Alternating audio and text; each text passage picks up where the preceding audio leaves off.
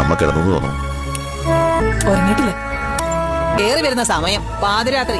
പെറ്റതള്ള ഇവിടെ ഒറ്റയ്ക്കാണെന്നുള്ള വിചാരം മകനുമില്ല മരുമോക്കുമില്ല. എന്റെ അമ്മേ, ഞങ്ങൾ എന്തുമാത്രം ദൂരം യാത്ര ചെയ്തിട്ടാ വരുന്നത്. രാത്രി തന്നെ തിരിച്ചു വന്നല്ലോ എന്ന് പറ. ഓ, അതാ ഇപ്പൊ കേമായത്. പോയിട്ട് എന്തായി? സിദ്ധനെയും പുത്തനെയും ഒക്കെ കണ്ടോ?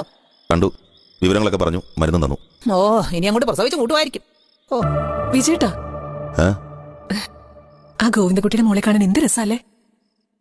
വിജയേട്ടാ, ഓ ഗോവിന്ദക്കുട്ടി ആ കുഞ്ഞിനെ എങ്ങനെ വളർത്തും? ഭക്ഷണം കൊടുത്ത് വളർത്തും. അങ്ങനെയല്ലേ? ഭയങ്കര ജനറൽ നോളജാ വിജയേട്ടന്. ഊതല്ലടി ഒരു കണക്കിനും. വിജയേട്ടാ, നമുക്ക് ആ കുഞ്ഞിനെ അങ്ങ് വാങ്ങിച്ചാലോ? എന്തെങ്കിലും തുറച്ചു നോക്കുന്നേ?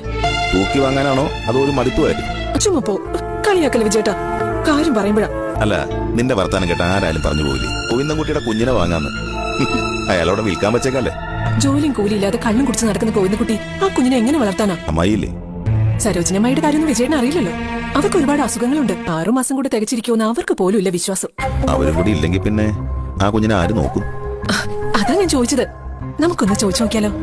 അന്യരുടെ കുഞ്ഞല്ലല്ലോ, നമുക്ക് നമ്മുടെ മോളെ പോലെ വളർത്താം. നടക്കുന്ന കാര്യമാണ്. ചോദിച്ചു നോക്കാം. ആ കുട്ടിയുടെ നന്മയാണ് കരുതുന്നെങ്കിൽ തരും. അമ്മയ്ക്ക് ഇത് കേട്ടാ മതി, കരിയളകും. നിന്റെ വീട്ടുകാരും കുറ്റം പറഞ്ഞുകൊണ്ട് വരും. നമ്മൾ അതൊന്നും ശ്രദ്ധിക്കണ്ട വിജയേട്ടാ.